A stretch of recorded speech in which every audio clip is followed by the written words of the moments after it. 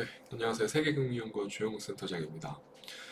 지난주 거의 뭐 이제 한 12월부터죠. 12월부터 어떻게 보면 지수가 다시 좀 본격적으로 오르기 시작하고 12월 딱 이때죠. 12월 29일 연말부터 해서 지난 9월부터 10월까지 어떻게 보면 광범위하게 삼성전자, SK하이닉스 밖에 다양한 업종들을 중심으로 지수가 올랐더라면 지금 12월부터 나오고 있는 이 파동들 순식간에 4,100포인트에서 오늘 장중에 4,700포인트까지 지수가 올라오면서 코스피의 압도적인 강세죠.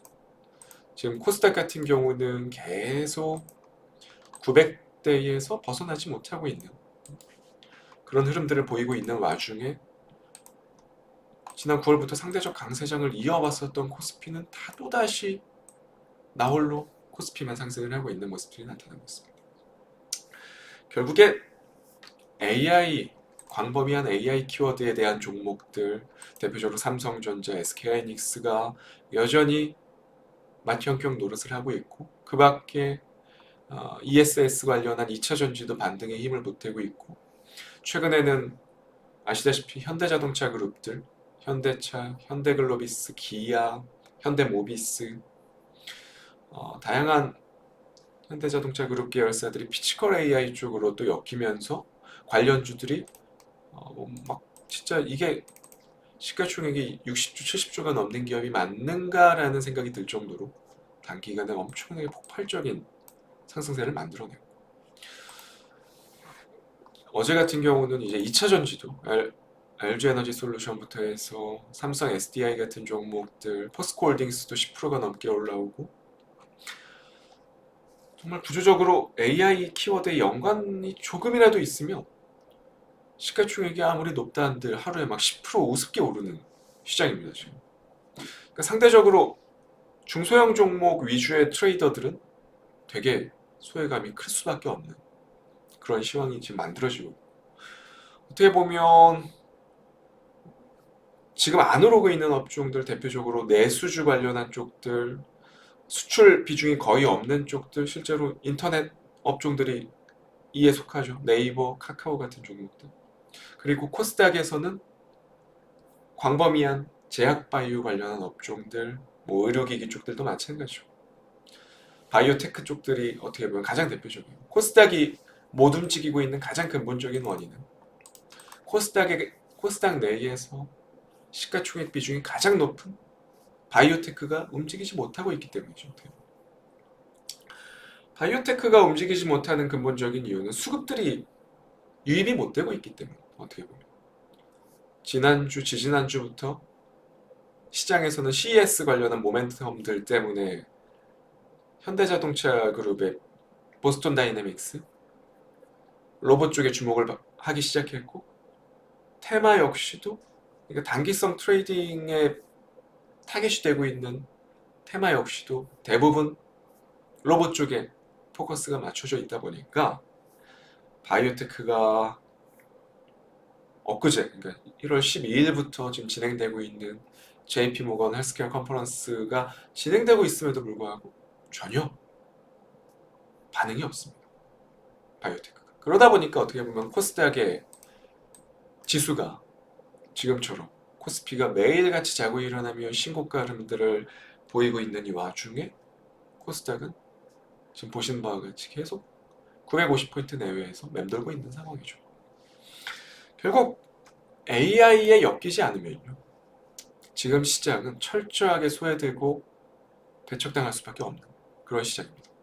자, 그러면 지금까지 AI 수혜 산업을 놓고 봤을 때 저희가 가장 직관적으로 떠오르는 것들 AI를 만드는 산업 첫 번째로 반도체, 서버, 전력 인프라 관련한 쪽들 여기가 대표적이다 첫 번째로 두 번째로 AI를 쓰는 산업들 최근에 붐이 있었던 피지컬 AI 관련한 로봇 쪽들도 마찬가지고 공정 자동화 쪽들 그러니까 광범위한 제조업들이죠 어떻게 보면 그리고 금융 서비스 최근에 그 밖에 유통 유통 쪽들, 한국의 유통기업들은 뭐 사실상 글로벌한 유통기업들이 없다 보니까 분위기가 막 썩 체감이 와닿진 않는데, 해외 코스트코나 월마트 같은 경우는 상당한 수혜를 받고 있고, 실제로 지금 1단계, 2단계까지 지금 들어왔고, 이제 앞으로 나올 3단계 같은 경우는 AI 없이는 어떻게 보면 경쟁력이 무너지는 산업이거든요. 그 산업이 어디가 있을까 좀 잘 떠올려 보면 사실상 바이오테크밖에 없습니다. 바이오테크 같은 경우는 어떻게 보면 본질 자체가 불확실성한 산업이죠. 실패율이 너무 높죠. 임상 실패율이. 실제로 후보 물질을 발굴한다 해도 임상 3상 승인까지 성공할 확률이 채 10%도 채 안 됩니다. 거의 90%가 실패한다라는 거고. 실패 원인을 결국 다 끝나봐야 알 수 있다는 것들. 임상 3상까지 진행했을 때 비용이 기하급수적으로 커진다는 것들. 바이오테크 산업은요, 정말 말 그대로 불확실성의 총 집합체 같은 산업인데, 어떻게 보면 이 구조를 AI가 해결하기 참 좋은 문제들이죠. 방금 말씀드린 사례들을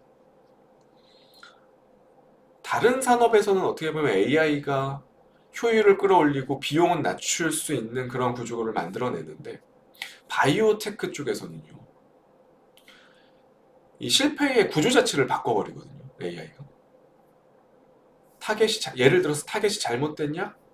임상 가서 알게 되죠. 지금 같은 경우는. 근데 AI가 침투하게 되면요, 본격적으로 AI로 타겟에 대한 오류를 초기에 다 걸러낼 수 있다는 겁니다. 비용이 가장 많이 드는 실패를 가장 싸게 제거할 수 있다는 겁니다. 결국에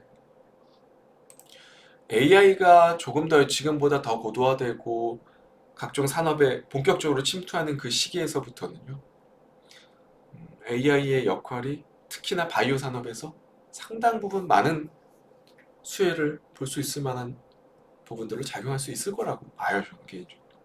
최근에 삼성바이오로직스가 많이 올라오고 신고가 흐름들을 계속 내주고 있고, 어떻게 보면 한국의 바이오 같은 경우는 사실 바이오테크 쪽, 그러니까 임상 관련한 쪽들보다는 아직까지는 위탁 생산 쪽에 대한 영향력이 크고 의존도가 크죠.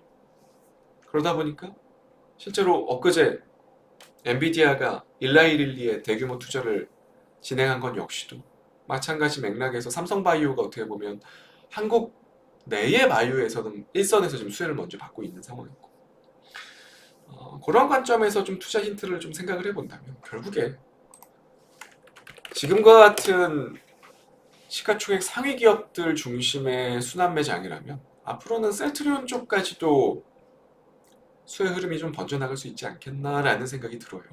저는 개인적으로 그래서 오늘 공략주도 셀트리온을 가지고 왔고요. 그러면 셀트리온이 도대체 AI와 어떠한 연관이 있느냐라는 부분들을 생각을 해봤을 때, 셀트리온은 결국에는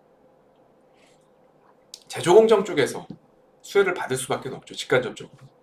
예를 들어서 배양 조건을 최적화한다라던가 수율에 대한 예측부터 해서 품질 편차 감소, 뭐 여러 가지 부분들에서 수혜를 받을 수 있을 만한 영역들이 있을 거고, 특히 가장 셀트리온의 메인 사업인 바이오시밀러 쪽에서도 오리지널 약의 구조 기전이 이미 검증되어 있는 상태인데, 그러면 변수는 얼마나 정확히 빠르게 싸게 복제할 수 있겠느냐 앞으로?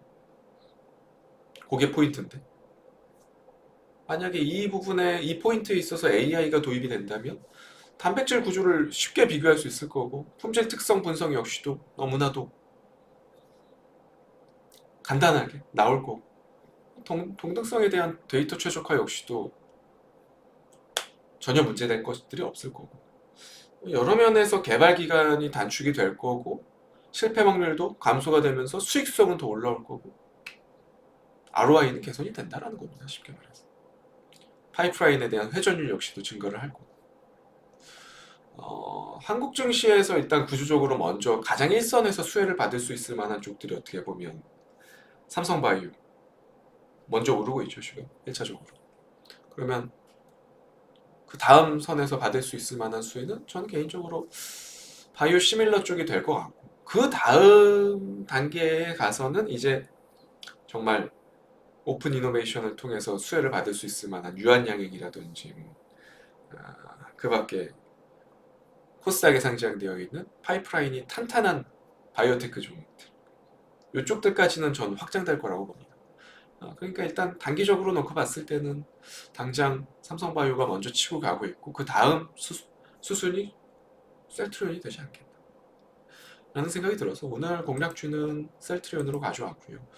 지금 뭐 최근에 좀 올라오긴 했지만 조정을 이용해서 셀트리온 같은 종목들은 올해 좀 지속적으로 좀 노려볼 수 있을 만한 종목으로 주의를 기울여야 되지 않겠나 라는 말씀을 좀 마지막으로 드리고 싶습니다.